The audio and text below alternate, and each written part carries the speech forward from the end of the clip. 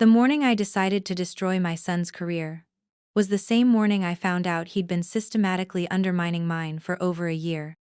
I sat in my kitchen, still in my bathrobe at 10 in the morning on a Tuesday, something that would have been unthinkable just 2 weeks earlier, staring at an email that confirmed what I'd begun to suspect.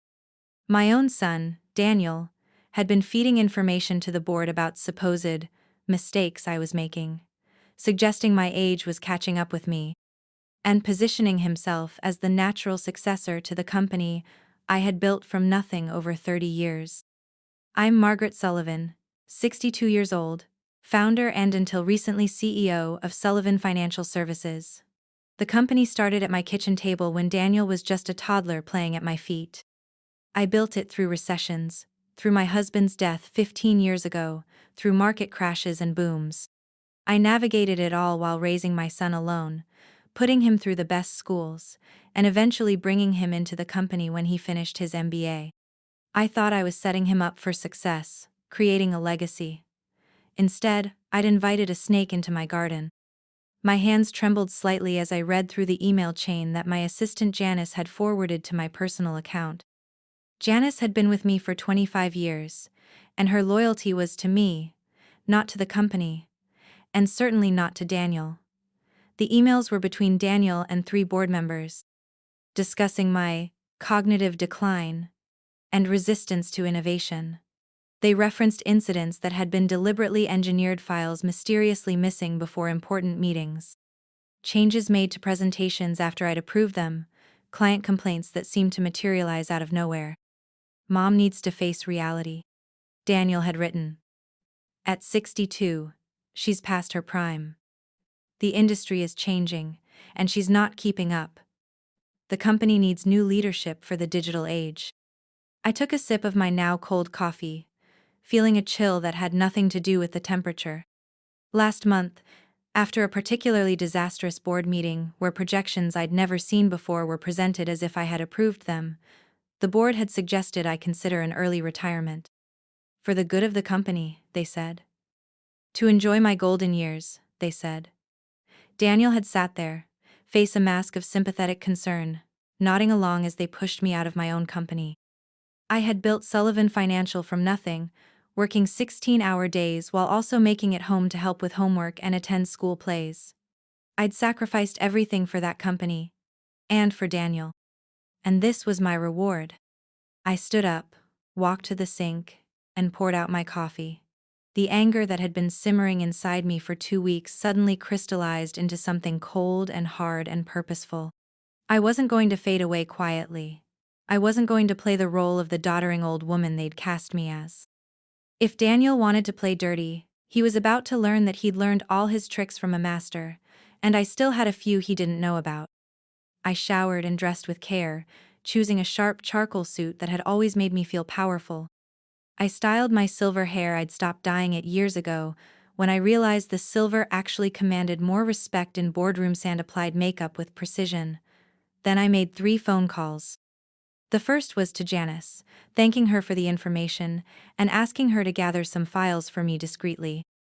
The second was to Howard Prentice, my oldest friend and the lawyer who had helped me establish the company 30 years ago. The third was to Elaine Winters, a former colleague who now ran one of the most successful PR firms in the city. By the time I slid into my Cara sleek, midnight blue luxury sedan that I'd bought myself as a 60th birthday present, I had the beginnings of a plan. Daniel had always been ambitious, sometimes ruthlessly so. But he'd also been careless in ways I never was, cutting corners when he thought no one was looking, making promises he couldn't keep, relying on charm rather than substance. His dream had always been to take over Sullivan Financial, and then expand it into something bigger, more prestigious. He'd talked for years about a merger with Westfield Capital, a larger firm with international reach.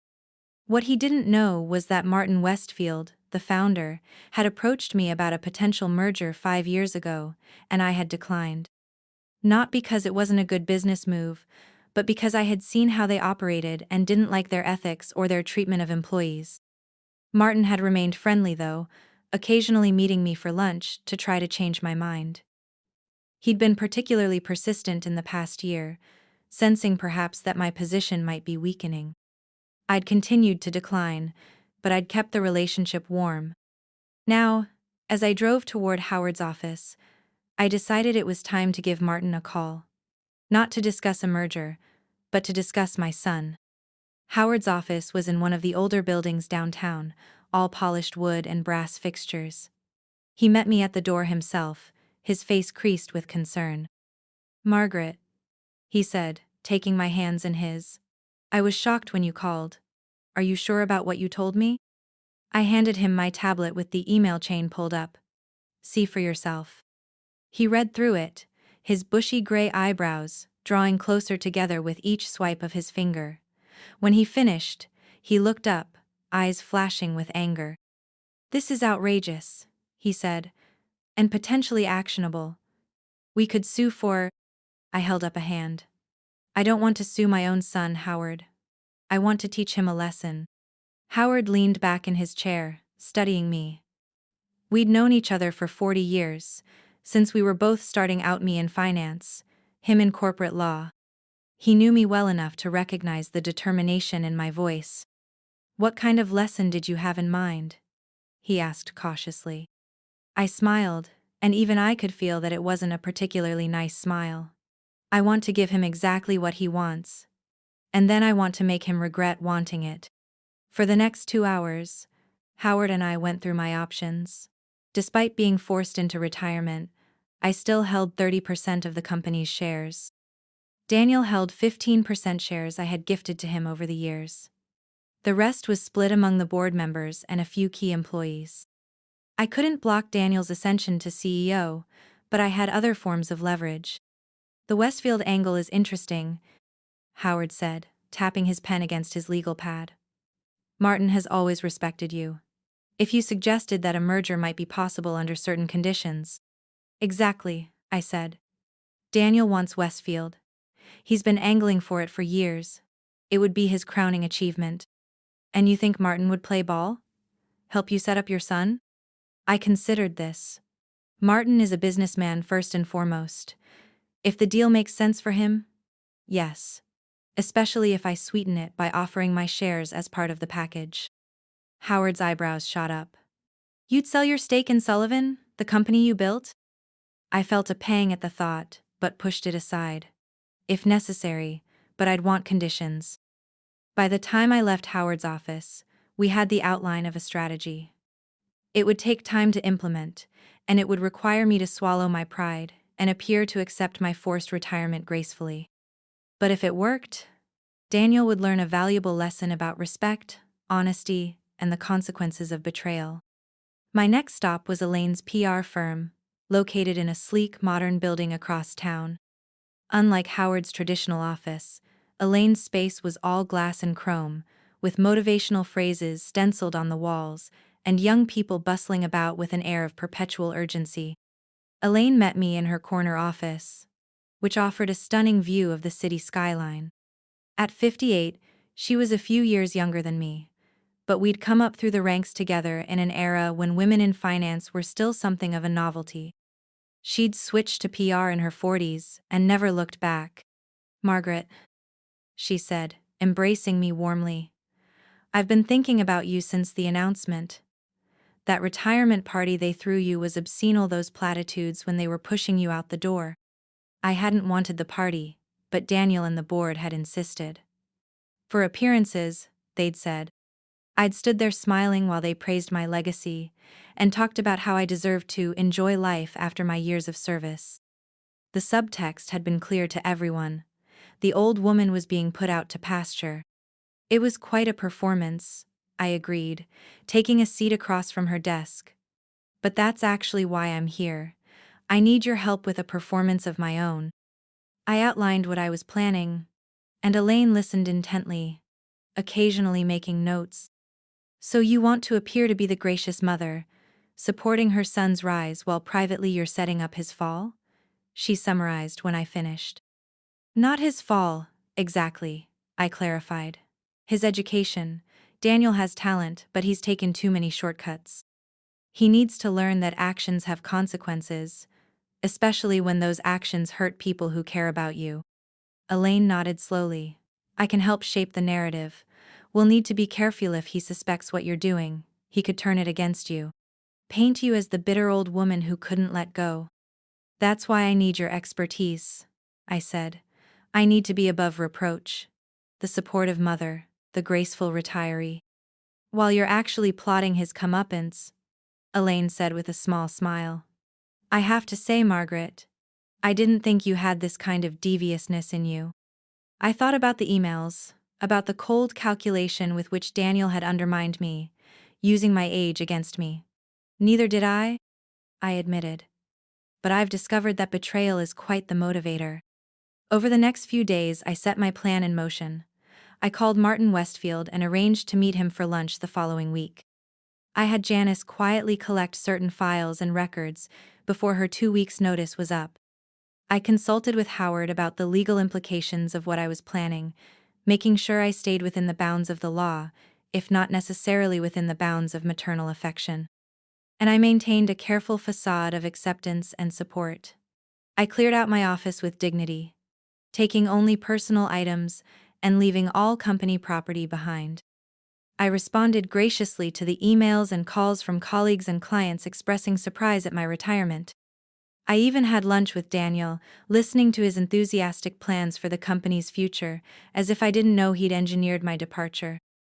I think the Westfield merger could really happen now, Mom, he said, cutting into his steak with enthusiasm. Martin has always been interested, and with a fresh approach, I think we can make it work. I noted his slip. Without your resistance, was what he'd been about to say.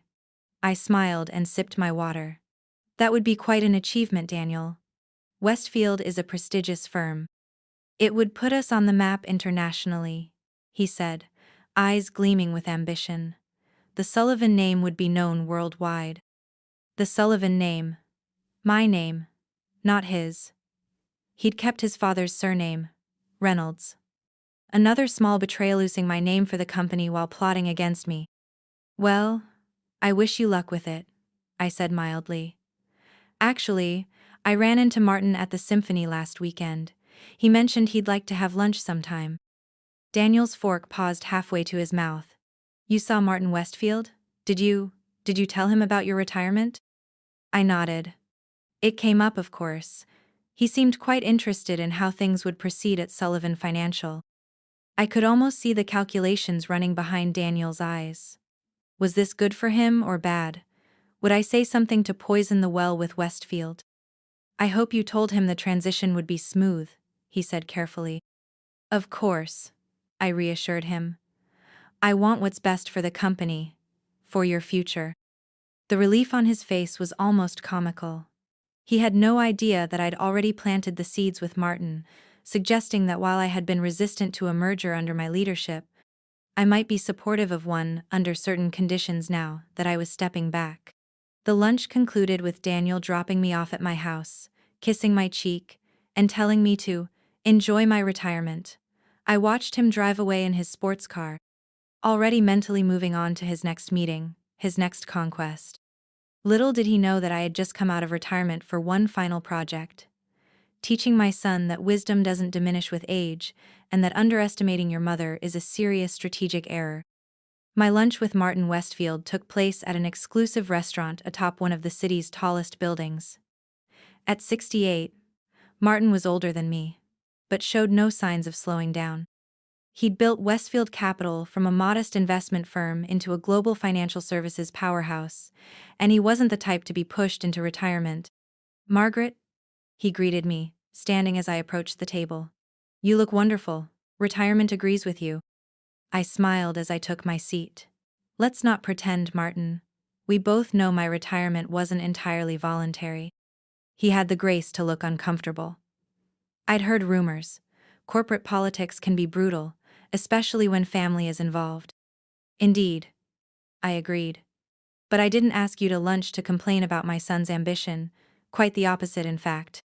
Martin looked intrigued as he signaled for the waiter. After we'd ordered, I leaned forward slightly. You've been trying to get me to consider a merger for years, I said. I've always declined because I had concerns about how Westfield operates the culture, the treatment of employees, certain ethical corners that get cut. But we're also successful. Yes, you are.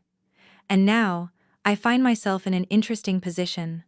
I'm no longer running Sullivan Financial, but I still own 30% of it. Daniel is eager to pursue a merger with Westfield. It's been his dream for years. But I've always preferred dealing with you directly. I nodded. That's why I wanted to meet. I'm prepared to support a merger now, including contributing my shares to the deal, but I have conditions. Martin's eyes narrowed slightly, but I could see I had his full attention. What kind of conditions? The kind that would teach my son some valuable lessons about business, ethics, and respect, I said, while still making the deal profitable for Westfield, of course. By the time our lunch concluded, Martin and I had reached an understanding. He would proceed with merger talks with Daniel, appearing enthusiastic but non-committal. He would make certain demands that would test Daniel's character and judgment, and most importantly, he would keep me informed every step of the way. As we parted outside the restaurant, Martin shook my hand firmly. You know, Margaret, if your son had half your strategic thinking, he wouldn't need this lesson. I smiled thinly. That's precisely why he does need it. The next phase of my plan required patience. I needed to appear to be settling into retirement while actually monitoring the situation closely. I took a 2-week trip to Italy, something I'd always wanted to do, but never had time for, partly for the experience, and partly to establish my disengagement from business matters. While I was away, Daniel moved into the CEO office for 30 years and began making changes. According to Janice, who still kept in touch with her former colleagues, he replaced my traditional, handcrafted desk with something modern and sleek, redecorated in chrome and glass, and instituted new policies that had many longtime employees grumbling. He also reached out to Martin Westfield officially, proposing merger talks. Martin, true to our agreement, responded with enthusiasm tempered by caution. He wanted to see how Daniel would run Sullivan Financial before committing to anything.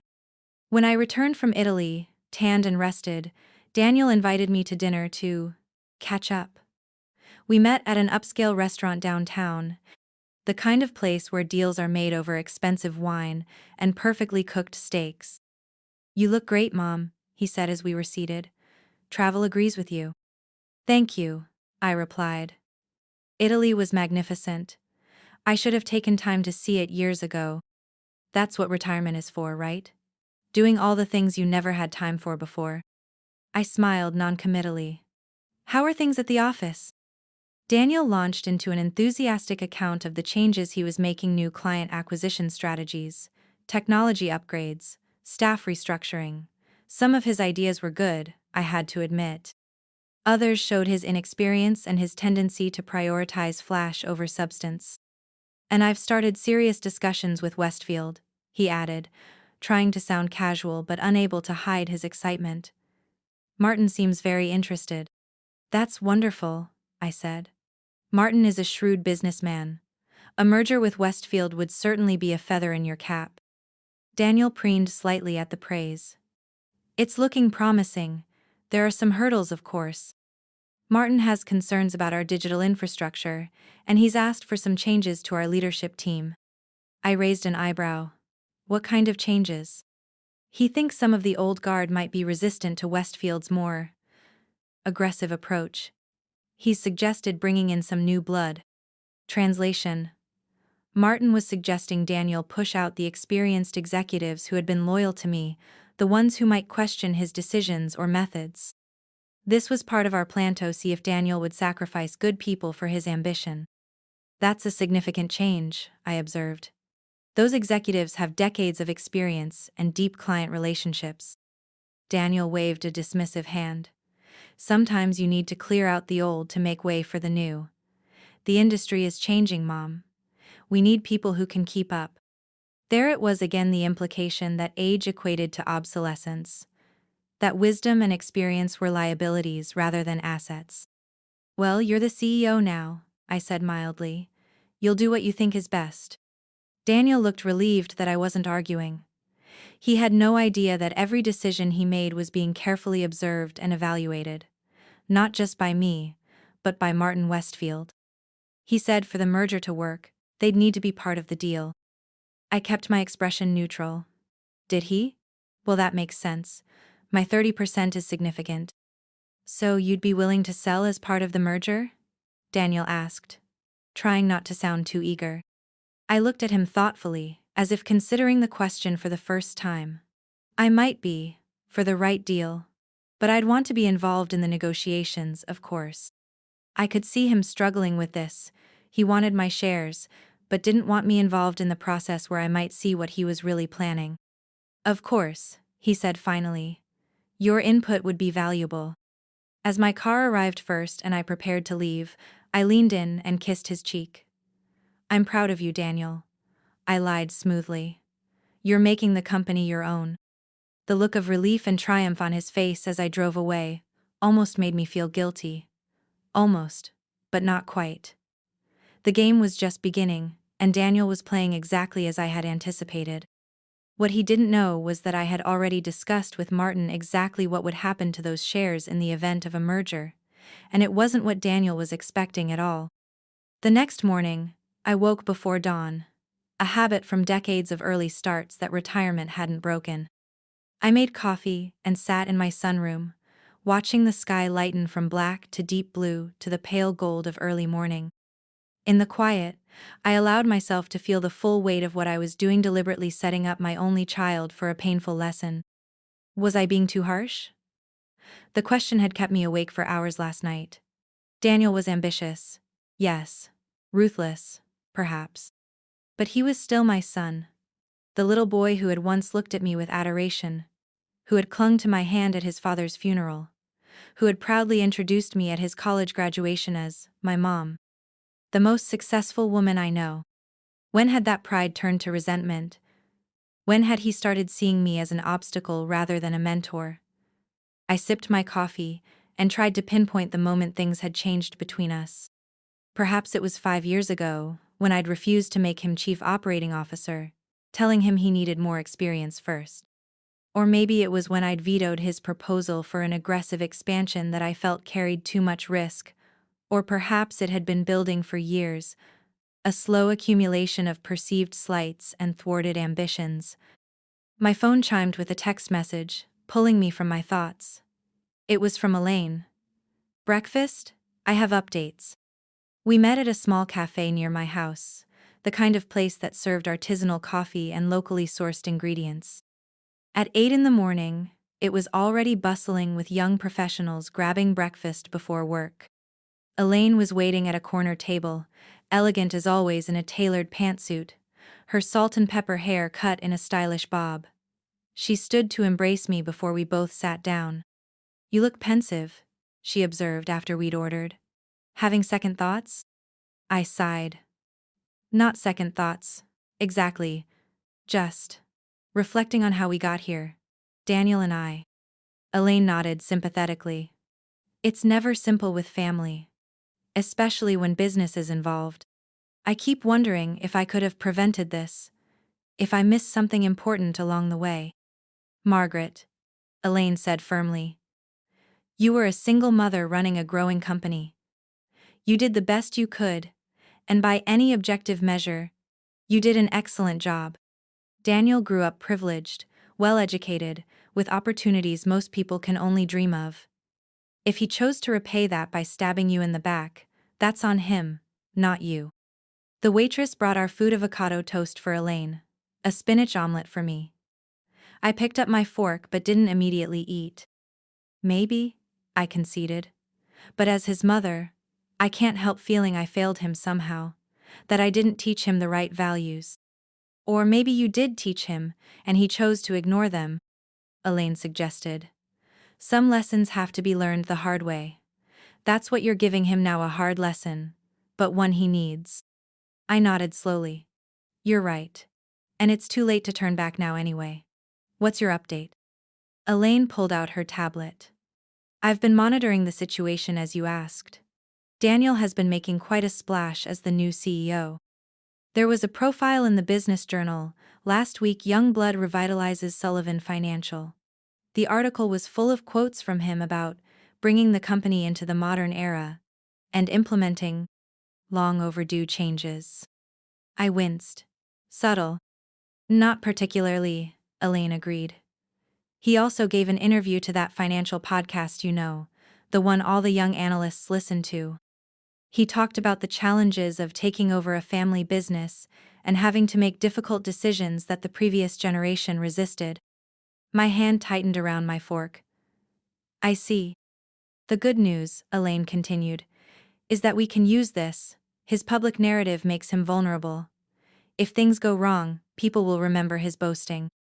We spent the rest of breakfast discussing strategy. Elaine had contacts at several financial publications who could be useful when the time came. She also suggested I make some carefully planned public appearances, charity events, cultural functions to maintain my image as a respected business leader who was enjoying a well-earned retirement. The more gracious and dignified you appear, the more petty he'll seem in contrast if things go south, she explained. After breakfast, I had another meeting scheduled, this one with Howard and a former colleague named Richard Gaines. Richard had been Sullivan Financial's chief risk officer until last week, when Daniel had pushed him into early retirement, replacing him with a younger man from a rival firm. We met at Howard's office, where the atmosphere was somber. Richard, at 58, looked shell-shocked, as if he still couldn't quite believe what had happened. I reached across the table to squeeze his hand. I'm so sorry, Richard. This isn't what I wanted for the company, or for you. Richard had been one of my most trusted executives, a cautious, meticulous man whose risk assessments had helped Sullivan Financial weather several financial storms unscathed. Daniel had always found him too conservative, too hesitant. Your son made it clear my approach wasn't aligned with the company's new direction, Richard said bitterly. Apparently, careful risk management is outdated. Howard, who had been listening quietly, leaned forward. Richard, we asked you here because your situation might present an opportunity for you and for Margaret. We explained what we were planning. Richard listened intently, his expression shifting from confusion to understanding, to a grim sort of satisfaction. So you want me to document the risky moves Daniel is making? He clarified. The ones that violate our established risk management protocols? I nodded. If you're comfortable doing that, you wouldn't be doing anything unethical, just noting decisions that might have serious consequences for the company. And for my pension fund, which is still largely invested in Sullivan stock, Richard pointed out, I have every right to be concerned about reckless management. By the time Richard left, he had agreed to stay in touch with his former colleagues who were still at Sullivan Financial, gathering information about Daniel's business decisions. Howard would use this information to prepare for potential legal action if necessary. Are you sure about this, Margaret? Howard asked, after Richard had gone. Once we start down this road. I'm sure, I said firmly. Daniel made his choice when he decided to push me out through deception. Now he'll face the consequences of that choice. The following week brought a development I hadn't anticipated. Daniel called to invite me to dinner again, this time at his penthouse apartment. I have exciting news, Mom, he said, his voice brimming with enthusiasm. I want you to be the first to know. I agreed to the dinner, curious about what he considered exciting news. When I arrived at his building, a sleek high-rise in the most expensive part of downtown, the doorman greeted me by name and directed me to the private elevator that served the penthouse. Daniel's apartment was exactly what you'd expect from a young, successful executive trying to project an image of sophistication. Minimalist furniture, abstract art on the walls, floor-to-ceiling windows offering spectacular views of the city. It was impressive but impersonal, like a high-end hotel suite rather than a home. Daniel greeted me with a kiss on the cheek, looking triumphant in designer casual wear that probably cost more than most people's formal attire. You look great, Mom, he said, leading me to his dining area where the table was already set with fine china and crystal. Can I get you a drink? I have that Chardonnay you like. That would be lovely, I said, taking a seat where I could enjoy the view. You seem in good spirits. I am, he confirmed, pouring wine for both of us. The Westfield merger is progressing faster than I expected. Martin is very impressed with the changes I've been making at Sullivan. I sipped my wine, hiding my skepticism. Is that your exciting news? Part of it, Daniel said, checking something in the oven. He was preparing dinner himself, I realized with surprise. He'd never shown much interest in cooking before. Martin has invited me to join him at his place in the Hamptons this weekend. Just the two of us, to discuss the merger in depth. It's a huge step forward. I raised my eyebrows. That does sound promising. It's more than promising, Mom. It's practically a done deal. Martin wouldn't invite me to his private residence if he wasn't serious. Daniel set a platter of perfectly seared scallops on the table. I've been working toward this for years. Now it's finally happening. As we ate, Daniel outlined his vision for the merged company Sullivan Westfield International, he was already calling it. He would be named President of North American Operations, reporting directly to Martin. Within 5 years, he anticipated becoming CEO when Martin finally retired. It's everything I've worked for, he said, refilling our wine glasses, and I want you to be part of it. This caught me by surprise. Part of it? In what way? As a special advisor, Daniel explained. Your experience would be valuable during the transition, and it would show continuity to the clients, ease any concerns about the merger. I studied him carefully. This wasn't part of the script we'd been following. Was he genuinely reaching out? Or was there another angle I wasn't seeing? That's an interesting proposition, I said neutrally. I thought you were eager to move beyond the old ways of doing things. Daniel had the grace to look slightly embarrassed. I may have been too zealous about that. The truth is, Mom, your relationships with key clients are still important. And your institutional knowledge would be invaluable. Ah, there it was. He was worried about client retention during the merger. Several major clients had personal relationships with me spanning decades. If they became nervous about the changes, they might take their business elsewhere. I've been enjoying my retirement, but I admit I miss certain aspects of the work. Daniel looked relieved. Take your time. The advisory role wouldn't start until after the merger is finalized anyway. After dinner, as Daniel showed me out, he hesitated at the door. Mom, I know the retirement wasn't exactly what you wanted, but I hope you can see that it's leading to something bigger for both of us. For the Sullivan legacy. I looked at my son, handsome, confident, utterly convinced of his own rightness, and felt a complex mix of emotions. Love, disappointment, determination. I hope so too, Daniel, I said, meaning it in a way he couldn't possibly understand. The next morning, I called Martin Westfield. Daniel tells me you've invited him to your place in the Hamptons. I have, Martin confirmed. It seemed like the next logical step in our little drama. Don't worry, Margaret. I know exactly what I'm doing. What are you planning to tell him? That I'm impressed with his vision but concerned about some of his methods. That I need certain assurances before proceeding. That I want to meet with you to discuss your shares. I nodded, though he couldn't see me. And will you actually be meeting with me? Of course. In fact, I thought we might meet at my office on Monday. Daniel will be expecting a follow-up after our weekend discussions. After hanging up, I sat for a long time, thinking about what Daniel had said about wanting me involved as an advisor. Was it purely strategic, or was there some part of him that still valued what I had to offer? And if there was, did that change anything about what I was planning? I was still pondering this when my doorbell rang. It was Janice, my former assistant, looking nervous but determined. I hope I'm not interrupting, she said when I invited her in. But I thought you should see this right away. She handed me a folder containing printouts of internal memos and emails from Sullivan Financial. As I scanned them, my blood ran cold. Daniel wasn't just making an aggressive business move, she was dismantling many of the ethical safeguards I'd put in place over the years. Compliance reviews were being streamlined. Translation weakened. Client risk assessments were being updated to allow for more speculative investments. And most disturbing of all, the company was pursuing a new category of high net worth clients with questionable backgrounds. Where did you get these? I asked Janice. I still have friends in the company, she said simply. People who are concerned about the direction things are going. They wanted you to know. I closed the folder, my resolve hardening. Thank you, Janice. This is very helpful. After she left, I called Howard and asked him to come over. He arrived within the hour, and I showed him the documents.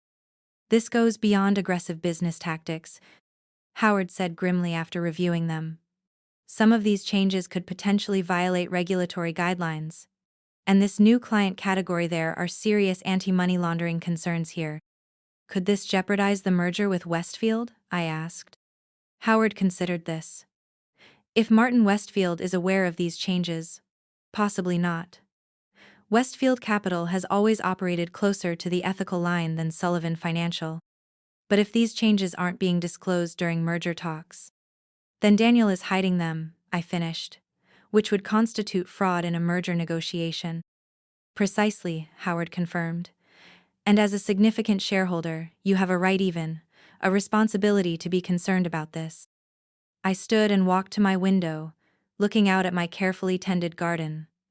I had planted those rose bushes 15 years ago, after my husband died. They had been small, struggling things then.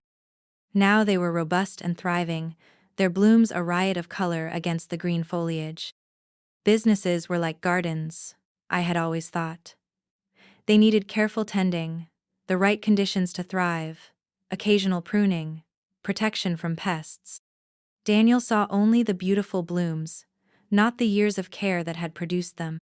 I think it's time to accelerate our timeline, I said, turning back to Howard. Daniel is moving faster than I anticipated, and he's taking bigger risks. Howard nodded. What's your next move? But now I have more to discuss with him than just my shares. The weekend passed slowly. I kept expecting Daniel to call after his meeting with Martin, but my phone remained silent. Finally, on Sunday evening, I received a text. Great meeting with Matthew. Very positive. Will fill you in soon. Monday morning, I dressed with particular care for my meeting with Martin Westfield. I chose a navy blue suit that projected authority without being flashy, pearl earrings that had been a gift from my husband, and low heels that were both stylish and comfortable. At 62, I had learned that there was no virtue in suffering for fashion. Martin's office occupied the top floor of a prestigious building downtown. His assistant, a poised woman about my age, greeted me warmly and led me straight to his office. Margaret, Martin said, rising from behind his massive desk. Thank you for coming. Please, have a seat. Once we were settled with coffee, Martin leaned back in his chair. I had an interesting weekend with your son. So I gathered, I replied. He seemed quite pleased with how it went. Martin's expression was unreadable. Daniel is certainly confident and ambitious. He laid out quite a vision for the merged company. And what did you think of his vision? Parts of it are compelling, Martin admitted. He has good instincts for market opportunities, but he lacks something crucial. And what's that? Wisdom, Martin said simply. The kind that only comes with experience. The kind that tells you when an opportunity isn't worth the risk, when a client isn't worth the business, when a shortcut will cost you in the long run. I nodded, unsurprised by this assessment. Did you share these concerns with him? In a manner of speaking, I told him I had reservations about certain aspects of his approach, that I needed more assurances before proceeding. Martin took a sip of his coffee. He assured me that everything was under control, that his methods were sound, that any concerns were just, how did he put it? Generational resistance to innovation. Despite everything, I felt a flare of maternal pride at Daniel's self-assurance, quickly followed by dismay at his dismissiveness. I see, I said. And did he mention that I might be joining the merged company as an advisor? Martin raised an eyebrow. He did. He seemed to think you'd already agreed. I'm considering it, I said carefully. But before I make any decisions, there are some things you should see. I handed Martin the folder Janice had given me. He read through it methodically, his expression growing increasingly grave. These changes weren't disclosed during our discussions, he said finally, closing the folder. That's concerning. It's more than concerning, I pointed out. It's potentially fraudulent. And as someone who still owns 30% of Sullivan Financial, I find it deeply troubling. Martin studied me for a long moment. What exactly are you proposing, Margaret? I'm proposing that we proceed with the merger discussions, but with a modification to our original plan. I want to be more directly involved in the negotiations. And I want certain conditions added to the merger agreement conditions that Daniel won't be expecting. By the time I left Martin's office an hour later, we had a new understanding. The merger would proceed, but with additional due diligence that would almost certainly uncover the issues in the documents Janice had provided. When those issues came to light, Martin would express serious concerns but offer a solution. I would return to Sullivan Financial in an executive role to address the problems before the merger could be completed. It was an elegant trap. If Daniel refused, the merger would fall apart, and his dream would be shattered. If he agreed, he would have to publicly acknowledge that he needed my help, that his outdated mother was still valuable after all. Either way, he would learn a painful but necessary lesson. As I drove home, I felt a mixture of satisfaction and sadness. The plan was working, perhaps too well. Daniel was digging himself into a hole, making exactly the kind of impulsive, short-sighted decisions I had always cautioned him against. Part of me, the mother, part wanted to rush in and save him from himself. But the wiser part knew that sometimes the most loving thing a parent can do is let their child face the consequences of their actions. My phone rang as I pulled into my driveway. It was Daniel. "Mom," he said, sounding excited. "I just got off the phone with Martin. He wants to meet with both of us tomorrow to discuss the merger and your role in it. This is happening." "That's wonderful news," I said, keeping my voice neutral. "What time is the meeting?" After we hung up, I sat in my car for a few minutes, gathering my thoughts. Tomorrow would be a turning point. Daniel would begin to understand the true cost of his betrayal. And I would face the hardest test of all, watching my son learn a painful lesson that I had orchestrated. But it was necessary. Daniel needed to understand that wisdom doesn't diminish with age, that experience has value, that loyalty matters. Most of all, he needed to learn that actions have consequences, especially when those actions hurt the people who love you most. I finally got out of my car and walked to my garden. The roses were in full bloom, their fragrance sweet in the afternoon sun. I deadheaded a few spent blooms, making room for new growth. Sometimes, that's all we can do: clear away what's no longer serving, and hope for something better to emerge. The morning of the meeting with Martin and Daniel dawned bright and clear, one of those perfect early autumn days with a hint of crispness in the air. I had slept poorly, my mind racing with scenarios and second thoughts. By 5 in the morning, I gave up on sleep altogether and went for a long walk through my neighborhood, watching the sun rise and trying to quiet the voice in my head that kept asking if I was doing the right thing. Was I being vindictive rather than instructive? Was I risking my relationship with my only child for the sake of my wounded pride? These questions had haunted me throughout the night. But then I would remember the emails, the calculated way Daniel had undermined me, using my age against me, making me doubt myself. I would remember how he had smiled sympathetically while pushing me toward the door, all the while planning to dismantle the ethical framework I had built over decades. No, this wasn't about pride. This was about principles, about showing Daniel that cutting corners in business and in life eventually catches up with you. That respecting experience matters. That loyalty to family should mean something. By the time I returned home to shower and dress for the meeting, my resolve had hardened again. I chose another power suit, this one in deep burgundy with a cream silk blouse.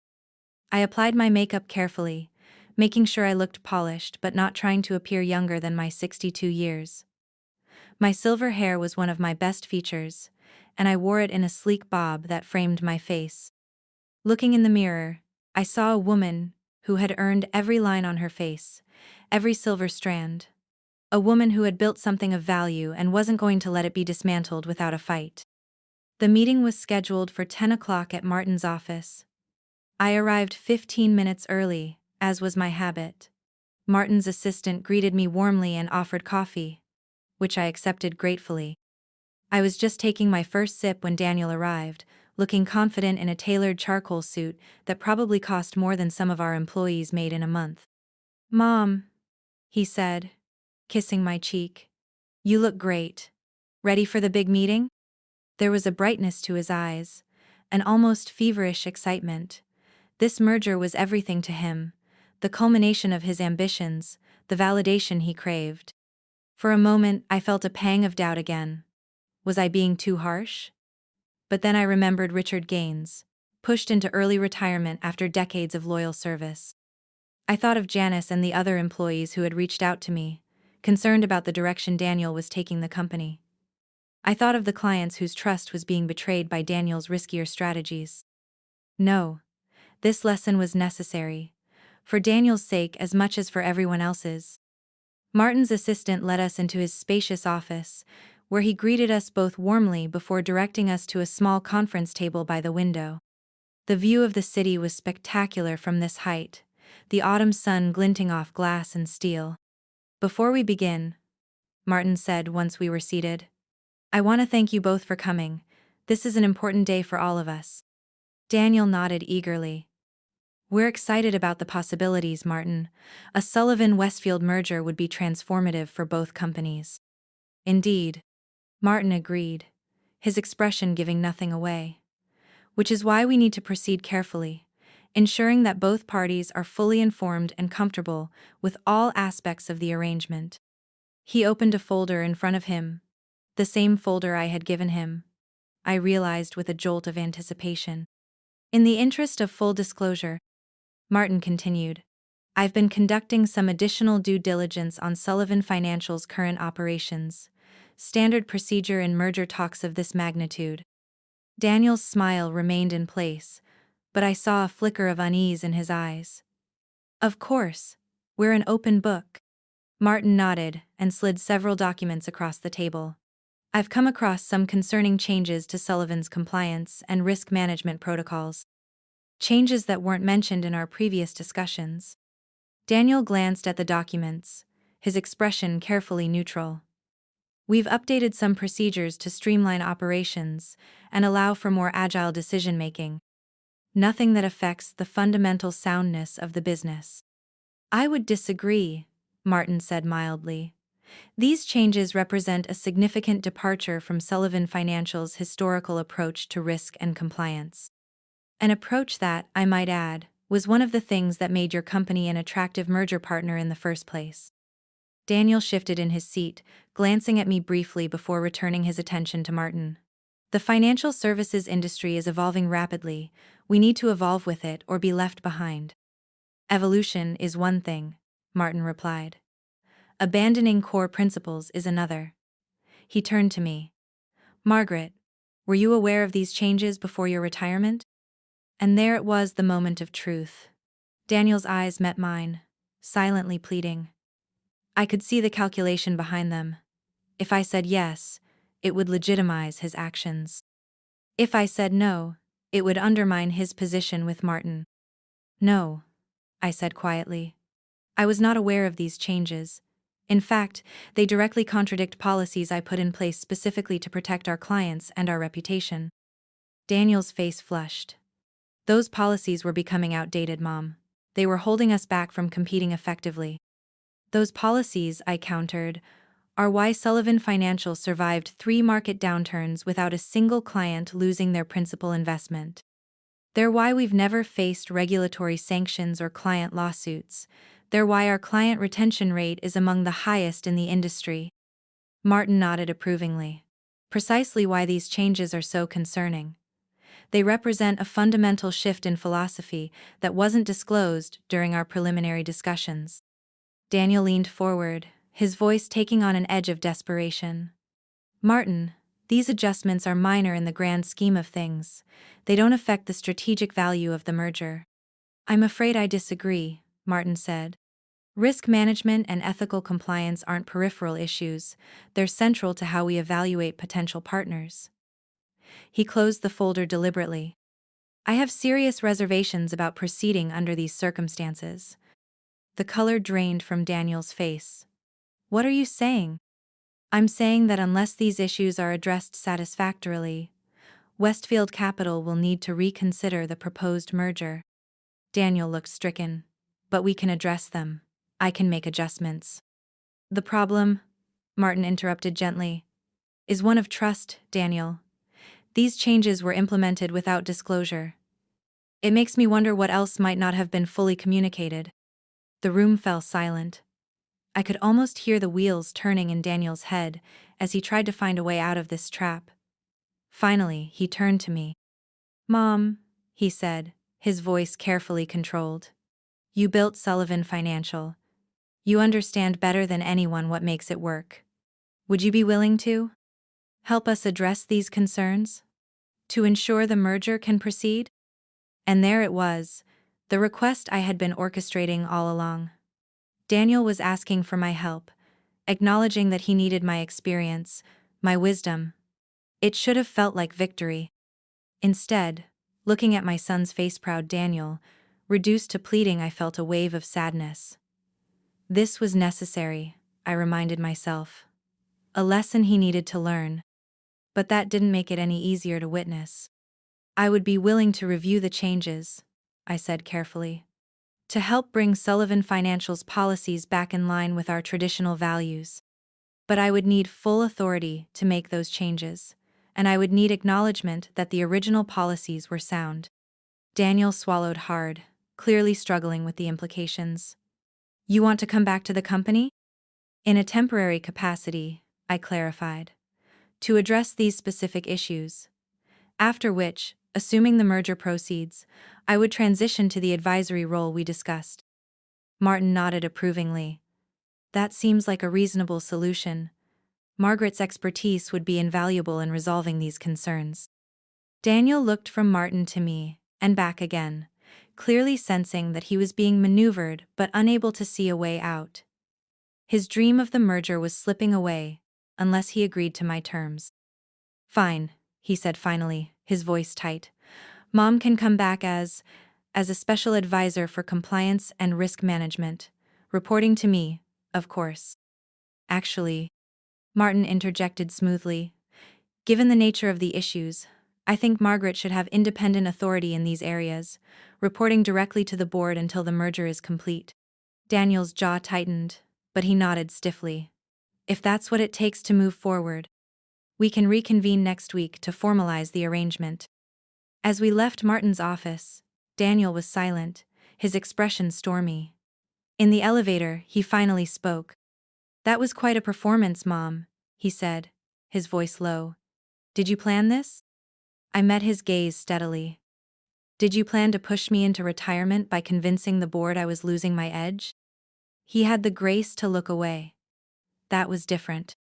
Was it? I asked quietly.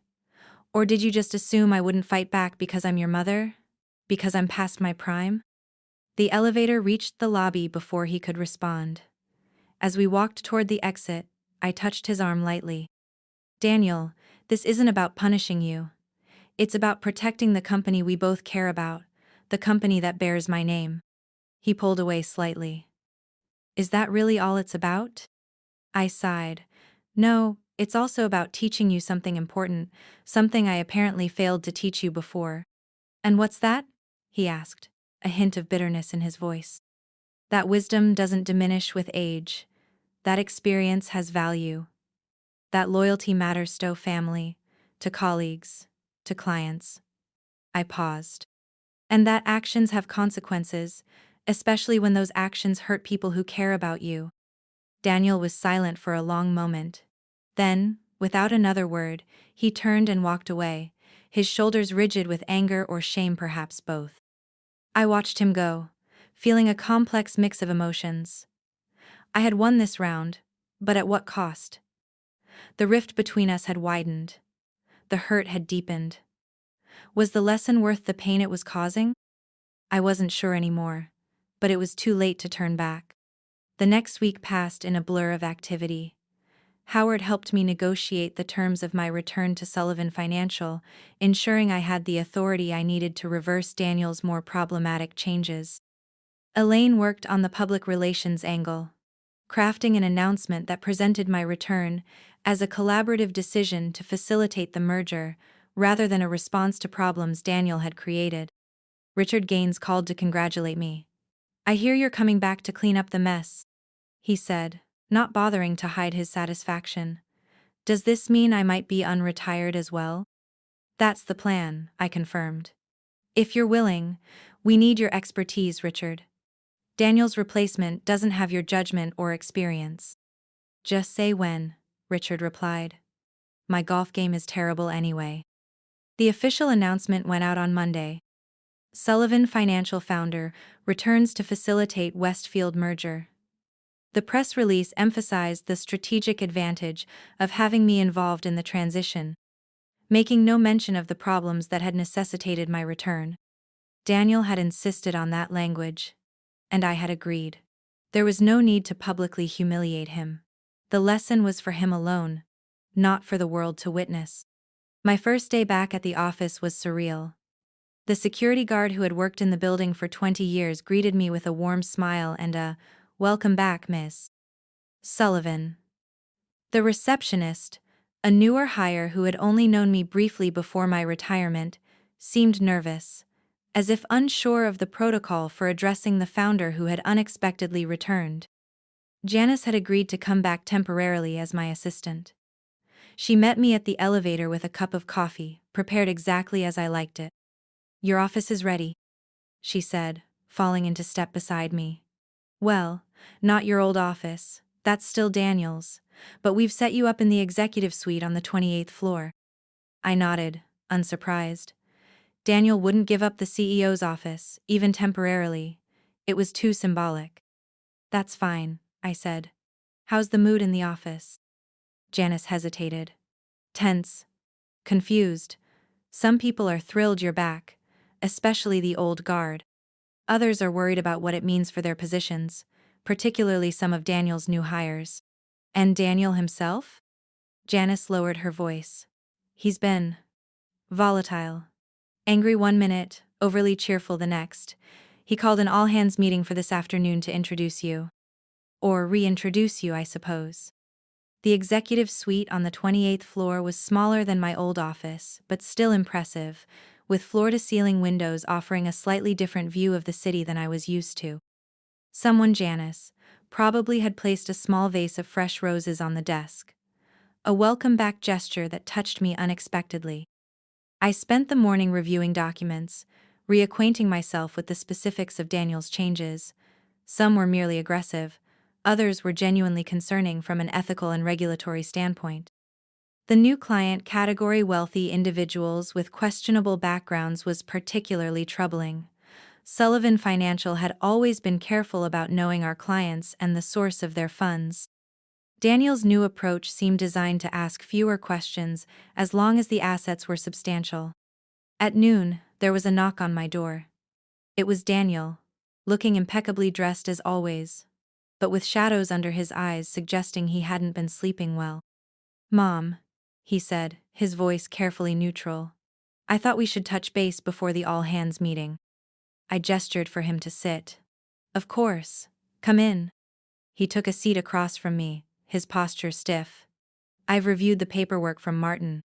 Your role is defined as Special Advisor for Risk Management and Compliance, with authority to review and revise current policies. Duration is set at 90 days, after which we'll reassess based on progress toward merger readiness." I nodded. "That sounds consistent with our discussion." "I want to be clear about something," Daniel said, leaning forward slightly. "I'm still the CEO. Major strategic decisions still go through me. Your authority is limited to the specific areas outlined in the agreement." "I understand," I said calmly. "I'm not here to undermine you, Daniel. I'm here to help ensure the merger can proceed by addressing the concerns Martin raised." Daniel studied me for a moment, as if trying to determine whether to believe me. The announcement to the staff will frame this as a collaborative decision, a strategic move to facilitate the merger. There will be no mention of problems or concerns. Simple and positive. I nodded again. Simple and positive. Daniel stood to leave, then hesitated. Mom, I know you think I betrayed you, that I pushed you out unfairly. But business is business. It wasn't personal. I looked up at my son, me, ambitious, driven, misguided Sonand, felt a surge of complicated love. Daniel, when it's family, it's always personal. That's something you need to understand. He frowned slightly but didn't respond. With a curt nod, he left, closing the door perhaps a bit more firmly than necessary. I sighed and turned back to my review of the documents. The all-hands meeting would be challenging. I needed to strike the right balance, authoritative but not threatening to Daniel's position, concerned but not alarmist about the changes that had been made. Above all, I needed to reassure the staff that my return was a positive development, not a sign of crisis. At 1:30, Janice brought me lunch, a salad from my favorite place nearby.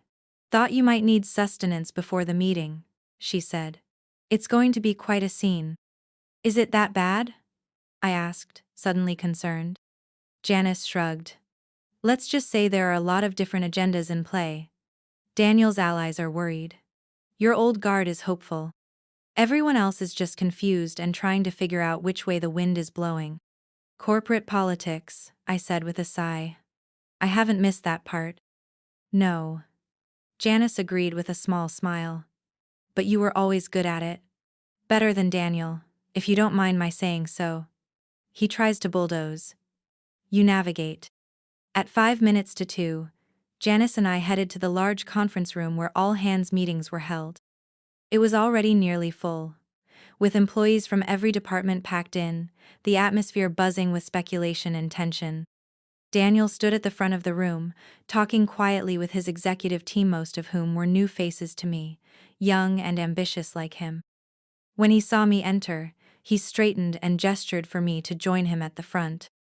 As I made my way through the crowd, I was touched by how many employees greeted me warmly. Welcome back, Miss Sullivan, they said. Good to see you, Miss Sullivan. Some of the older employees even reached out to squeeze my arm or pat my shoulder as I passed. These small gestures of support bolstered my confidence. Daniel called the meeting to order precisely at 2. Thank you all for coming, he began, his voice carrying easily through the room. As you know, Sullivan Financial is entering an exciting new phase. Our discussions with Westfield Capital about a potential merger are progressing well. He paused, glancing at me before continuing. To help facilitate this complex process, I've asked my mother, our founder, Margaret Sullivan, to return in a special advisory capacity. Her experience and historical knowledge of the company will be invaluable as we navigate the merger discussions. There was a smattering of applause, which quickly grew stronger. I noticed Daniel's jaw tighten slightly at the enthusiastic response. He stepped back, gesturing for me to take his place at the podium. As I moved forward, I felt the weight of every eye in the room. This was a crucial moment for me, for Daniel, for the company. Thank you, Daniel, I began, my voice steady and clear. And thank you all for that warm welcome. It feels good to be back, even in this temporary capacity. I paused, looking out at the sea of faces, some familiar, many new, all watching me intently. Sullivan Financial has always stood for something special in our industry. Yes, we've been successful financially, but our true strength has been our reputation for integrity, for careful risk management, for putting our clients' interests first. These values have seen us through market crashes, recessions, and countless challenges over 3 decades. I could see some of the older employees nodding in agreement. Daniel's newer executives looked more skeptical. As we move toward this potential merger with Westfield Capital, it's essential that we maintain those core values even as we embrace positive change and innovation. That's what I'm here to help ensure, that we bring the best of Sullivan Financial into this new chapter. I turned slightly to include Daniel in my gaze. I want to thank Daniel for his leadership and vision in pursuing this merger opportunity. Together, I believe we can create something truly exceptional, a merged entity that honors the best traditions of both companies while positioning us for future growth. More applause, this time including some of Daniel's team, who seemed relieved by my supportive tone. I may be reaching out to many of you for input and perspective. My door is always open, and I value your insights. I stepped back from the podium, indicating I was finished. Daniel quickly moved to retake control of the meeting. "Thank you, Mom," he said, the formality of Margaret abandoned now that he was addressing me directly. "We're fortunate to have your expertise during this critical period." He turned back to the assembled staff.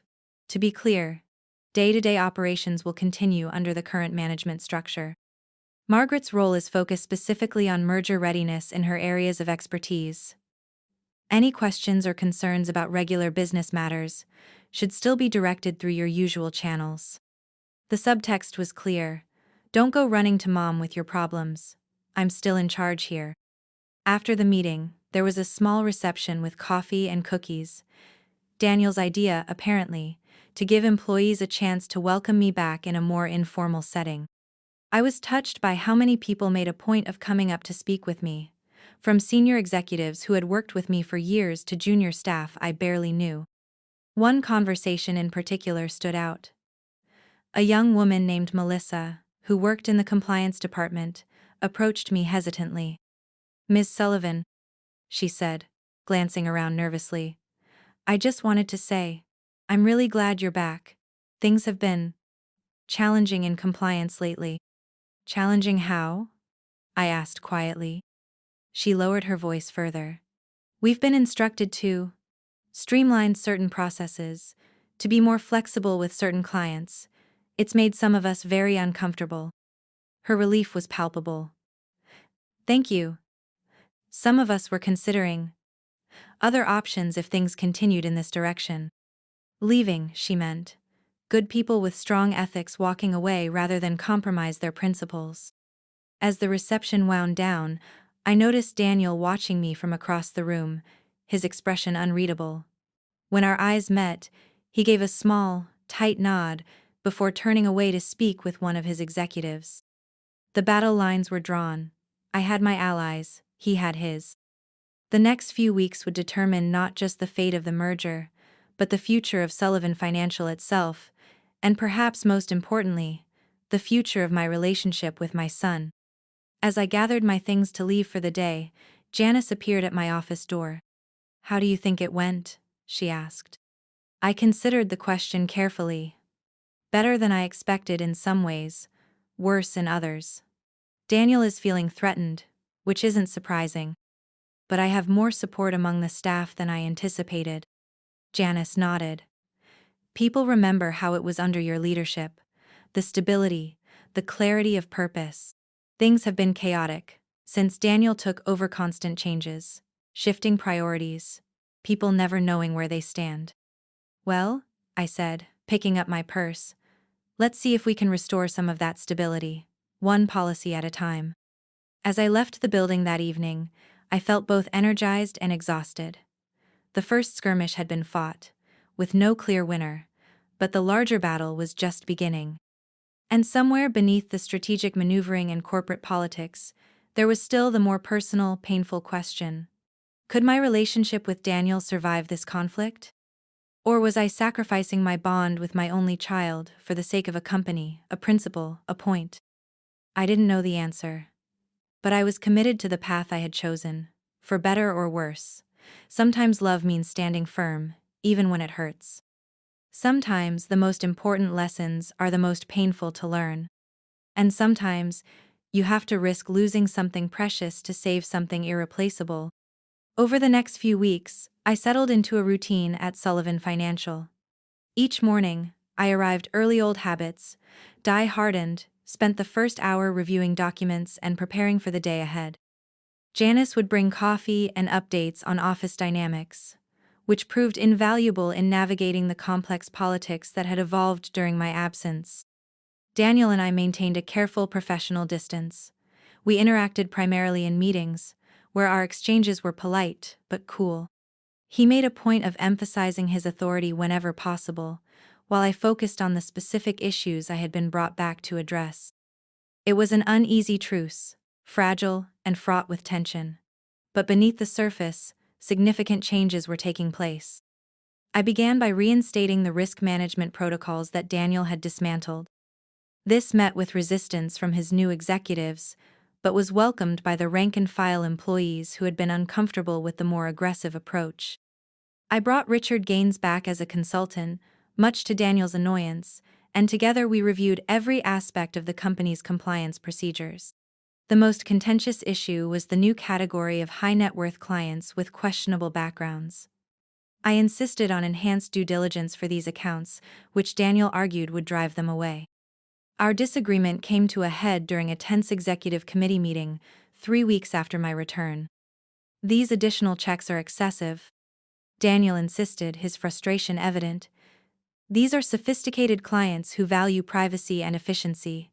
They'll take their business elsewhere if we subject them to this kind of scrutiny." "Perhaps they should," I countered calmly. "Clients who can't or won't provide basic information about the source of their funds represent a regulatory risk we can't afford to take, especially with a merger pending." Daniel's new chief compliance officer, a sleek young man named Trevor, jumped in. "With all due respect, Ms. Sullivan, the financial services landscape has changed. Our competitors have streamlined their onboarding processes for premium clients. We're at a competitive disadvantage with these additional requirements." "And yet," I replied, "Sullivan Financial has thrived for 30 years by maintaining higher standards than our competitors. That reputation for integrity is one of our most valuable assets and one of the main reasons Westfield is interested in a merger. But I am opposed to cutting corners on compliance and risk management. Not only is it ethically problematic, but it's also bad business in the long run. One regulatory investigation, one money laundering scandal, and all the short-term gains from these premium clients will be wiped out, along with our reputation, and possibly the merger." The room fell silent. Even Daniel's most loyal executives seemed to be considering my words. Finally, Richard Gaines spoke up. "Margaret is right," he said simply. "I've been in this business for 35 years. I've seen firms rise and fall. The ones that compromise on compliance might flourish briefly, but they rarely last. The ones that maintain their standard 7 when it's difficult or unpopular, the ones that endure." Daniel looked around the table, sensing the shift in sentiment. His expression hardened. "We'll take this under advisement," he said curtly. "In the meantime, proceed with the enhanced due diligence on the accounts in question, but expedite the process as much as possible. We don't want to lose clients unnecessarily." It was a small victory, but an important one. As the meeting broke up, I caught Daniel watching me with a mixture of frustration and something else, perhaps a grudging respect. He quickly looked away when our eyes met, gathering his papers and striding from the room without another word. That evening, as I was preparing to leave, Melissa from the compliance department appeared at my door. "Miss Sullivan, do you have a moment?" I gestured for her to come in. "Of course, what can I do for you?" "About one of the new clients, Meridian Global Holdings." I recognized the name of the premium clients Daniel had been particularly eager to bring on board. A complex web of international companies with substantial assets, but a somewhat opaque ownership structure. "What about them?" I asked. Melissa hesitated, then placed a folder on my desk. "I was asked to expedite their onboarding despite some red flags in their initial documentation. When I raised concerns, I was told to focus on the big picture and not get bogged down in details." I opened the folder and scanned the contents. What I saw sent a chill through me. Inconsistencies in reported income sources, unusual transaction patterns, connections to politically exposed persons in countries with high corruption indexes. "Have you shown this to anyone else?" I asked quietly. Melissa shook her head. "I was told explicitly not to create unnecessary documentation about my concerns, but after your comments in the meeting today, I felt I had to bring this to you." I closed the folder, my mind racing. This wasn't just aggressive business tactics anymore. This was potentially illegal. If Sullivan Financial knowingly facilitated transactions for clients engaged in money laundering or other financial crimes, the consequences could be devastating not just for the merger, but for the company's very existence. After she left, I sat at my desk for a long time, staring at the folder. This was the moment of truth. I had come back to teach Daniel a lesson, to show him the value of experience and ethical business practices, but I hadn't expected to find something this serious. What would I do if Daniel had knowingly pursued this client despite these red flags? What would it mean for him, for the company, for our relationship? I picked up my phone and called Howard. "I need your advice," I said when he answered. "And I need absolute discretion." We agreed to meet at his office immediately. I placed the folder in my briefcase and left, nodding goodbye to the security guard on my way out. Howard was waiting for me, his office lights low, his expression grave as I explained what I had found. "This is serious, Margaret," he said after reviewing the documents.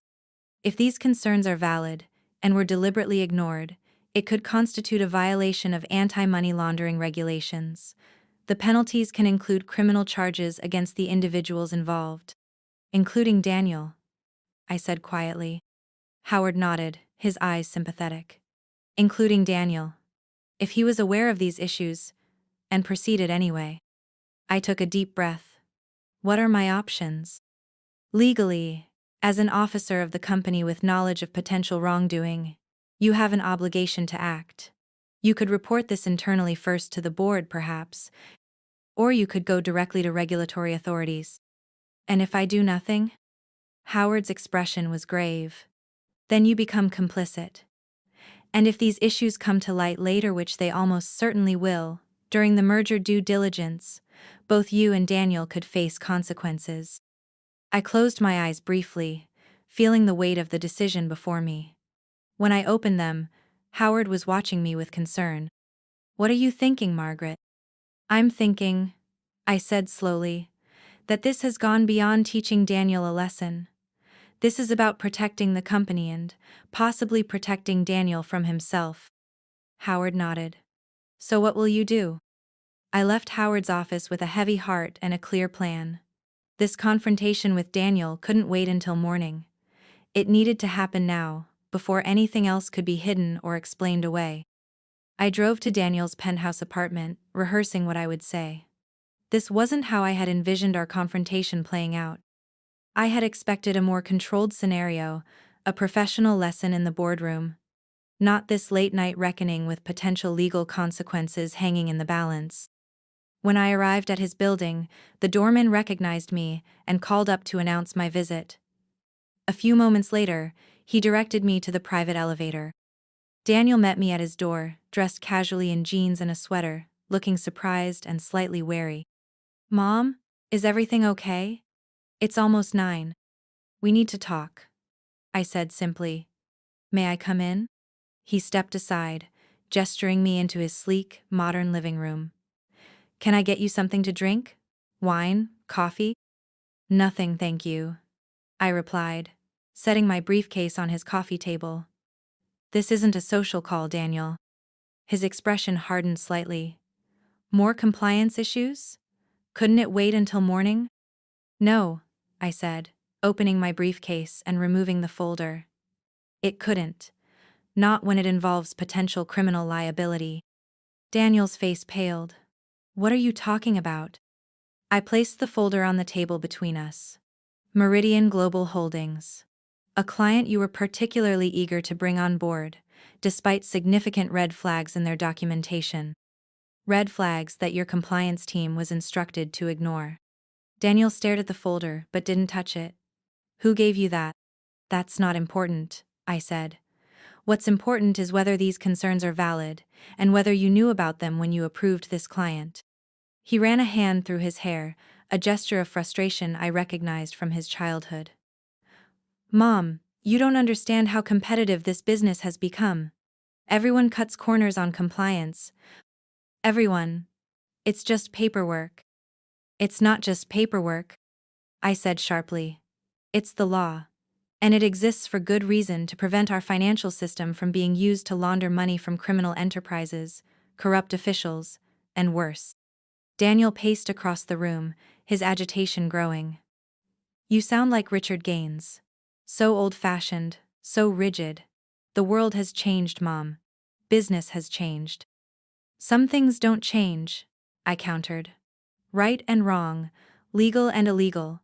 The consequences of knowingly facilitating financial crimes. He whirled to face me. I didn't knowingly do anything. I delegated the details to the compliance team. If they had concerns, they should have been more forceful in raising them. Like Melissa was? I asked quietly. When she was told to focus on the big picture and not create unnecessary documentation about her concerns? Then provide it, I challenged him. Explain to me why you pushed forward with this client despite these red flags. Convince me that you didn't know what you were doing. He was silent for a long moment, his internal struggle visible on his face. Finally, he sank onto the sofa, suddenly looking very young and very tired. The Westfield merger, he said quietly. Martin made it clear that he was impressed by firms that could attract and retain ultra-high, net-worth clients. That it was a key metric he considered in evaluating potential partners. I was trying to boost our numbers in that category before the merger talks advanced. So you cut corners, I said. You took shortcuts. You put the entire company at risk for the sake of impressing Martin Westfield. Daniel looked up at me, his expression a mix of defiance and shame. I did what I thought was necessary to secure the merger. The merger you claim to support. I support a merger that strengthens Sullivan Financial, not one that compromises its integrity, I replied. And Martin Westfield would never want to merge with a firm facing regulatory investigations or criminal charges. Daniel blanched. Criminal charges? That's extreme, Mom. This is just aggressive client acquisition. I shook my head, disappointed by his continued attempts to minimize the situation. This is potentially criminal, Daniel, and you need to understand the gravity of what you've done. I sat down across from him, my voice softening slightly. This isn't just about the merger anymore. This is about your future.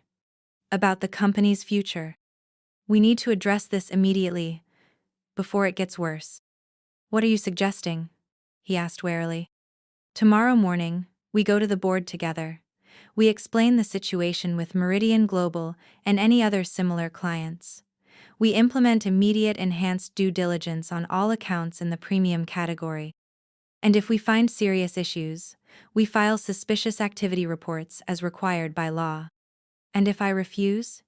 Daniel challenged. And if necessary, to the regulatory authorities. I won't let Sullivan Financial become a vehicle for financial crimes, Daniel. Not even to protect you. The silence that followed was heavy with tension. Daniel stared at me, searching my face for any sign of bluff or hesitation. He found none. You would do that? He asked finally. You would report your own son to the authorities? I hope it won't come to that, I said honestly. But yes, if necessary, I would. Because I love you enough to stop you from making a mistake that could destroy your life. Daniel stood abruptly and walked to the window, staring out at the city lights. His shoulders were rigid with tension. This was your plan all along, wasn't it? To come back and undermine me. To prove that I couldn't run the company without you. No, I said quietly. My plan was to teach you a lesson about respect, about the value of experience, about the consequences of betrayal. I never anticipated finding something like this. He turned to face me. But you're not surprised, are you? You always thought I was cutting corners, taking shortcuts. I knew you were ambitious, I acknowledged. I knew you were impatient. But I never thought you would cross ethical and legal lines, Daniel. That's not how I raised you. Something in my words seemed to reach him. A flicker of the boy I had raised, the son who had once valued my approval above all else. I wanted to prove myself, he said, his voice barely audible. To show that I could achieve something even bigger than what you had built, that I could take Sullivan Financial to the next level. And you can, I assured him. But not like this. Not by compromising the very principles that made the company strong in the first place. Daniel was silent for a long time, his internal struggle visible on his face. Finally, he nodded once, a short, sharp movement. "All right," he said. "We'll go to the board together tomorrow. We'll fix this."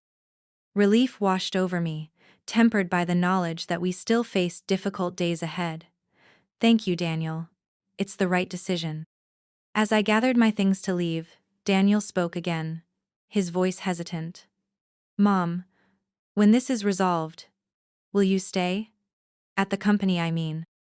Not just for the merger preparations, but longer term?" The question caught me by surprise. "In what capacity?" He shrugged, trying to appear casual, though I could see the vulnerability beneath. "I don't know. Co-CEO maybe? Or Chief Risk Officer? Something that acknowledges your experience while still allowing me to lead." I considered his offer carefully. Was this genuine recognition of my value, or just a strategic move to keep me from reporting what I had discovered? Either way, it represented a significant shift in his thinking. "Let's get through tomorrow first," I said. "Then we can discuss the future." The board meeting the next morning was as difficult as I had anticipated. Daniel and I presented a united front, explaining the situation with Meridian Global and the compliance concerns that had been raised. Daniel, to his credit, took full responsibility for the aggressive client acquisition strategy and the pressure placed on the compliance team. The board members were initially stunned, then alarmed, then grimly focused on damage control. They authorized an immediate review of all premium client accounts and agreed to engage an independent law firm to assess our regulatory exposure. Martin Westfield, who had been invited to the meeting given the potential impact on the merger, listened intently throughout the discussion.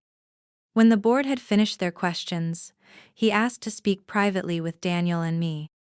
We adjourned to a smaller conference room, where Martin regarded us thoughtfully. "This is a serious situation," he said finally. "But I appreciate your transparency in bringing it forward voluntarily. Many firms would have tried to hide these issues, at least until the merger was complete." Daniel shifted uncomfortably. "We believe in addressing problems directly." Martin's eyebrow rose slightly at the "we," but he didn't comment on it.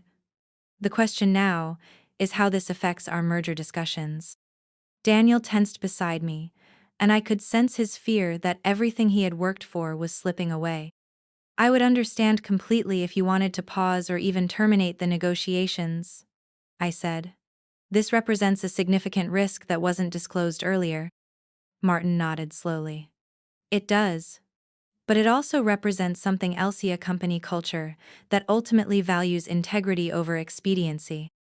That's rarer than you might think, and it's one of the qualities that attracted me to Sullivan Financial in the first place." He turned to Daniel. "You made a serious error in judgment, young man. But you also had the courage to acknowledge it and take steps to correct it. That counts for something in my book." Relief washed over Daniel's face. "So the merger is still on the table," Martin confirmed.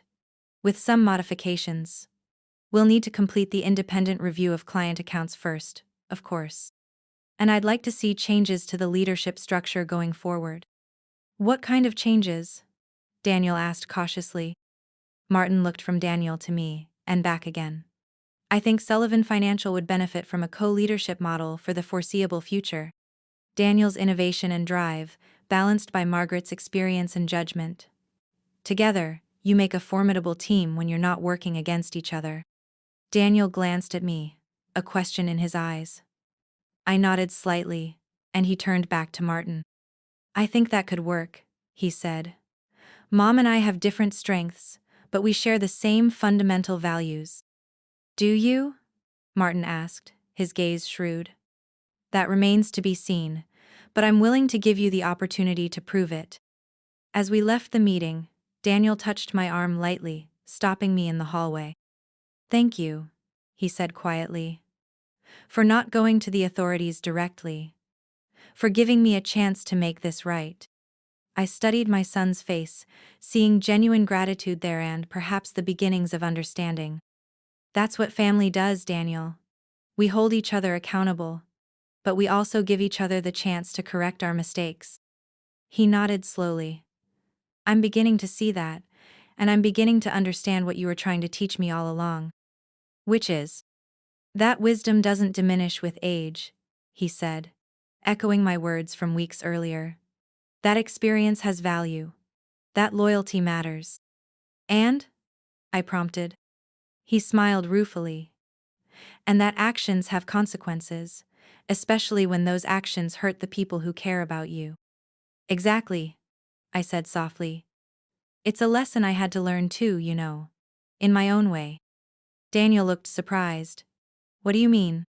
I mean that orchestrating your comeuppance, satisfying as it might have been, also risked something preciouser relationship. I was willing to take that risk to teach you an important lesson, but I never stopped loving you, Daniel. Never stopped being your mother first and foremost. Something in his expression softened. Even when I was pushing you out of your own company? Using your age against you? Even then, I confirmed. Though I can't say I wasn't angry. Furious, actually. He laughed softly. I deserved it. And probably more than I got, considering what you found out about Meridian. We began walking again, side by side, toward the executive offices.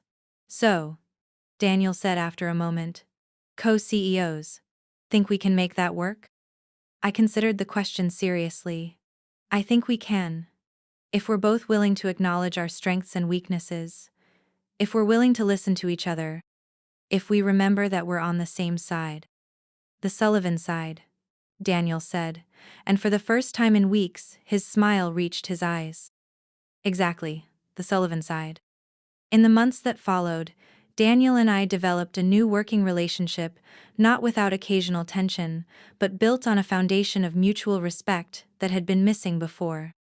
The independent review of client accounts uncovered several more problematic relationships, which we terminated promptly. We filed the necessary regulatory reports and implemented enhanced compliance procedures across the board.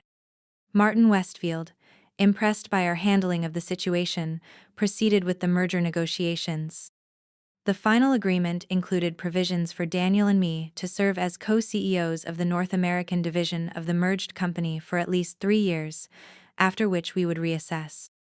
Richard Gaines returned permanently as Chief Risk Officer, and Melissa from Compliance received a well-deserved promotion. The old guard and Daniel's new blood gradually learned to work together, combining experience with innovation in ways that strengthened the company. As for Daniel and me, our relationship outside the office began to heal as well. We started having regular Sunday dinners at my house, just the two of us, no business talk allowed. Sometimes we reminisced about the early days, when Sullivan Financial was just a dream, and Daniel was a toddler playing under my desk. Sometimes we talked about the future, about his hopes and ambitions beyond the merger. And sometimes we just enjoyed each other's company, mother and son, no longer adversaries but partners in preserving and growing the legacy we both valued. One Sunday evening, as we sat on my patio watching the sunset, Daniel turned to me with an unusually reflective expression. You know, he said, when I first realized what you were doing, how you'd orchestrated everything with Martin to teach me a lesson, I was furious. I felt manipulated, outmaneuvered. I nodded, unsurprised. I imagined you would. But now, he continued, I'm actually grateful. Not just because you saved me from making a terrible mistake with Meridian, but because you cared enough to fight for the company's soul. For my soul, in a way. That's what mothers do, I said simply. We fight for what matters, even when it's difficult.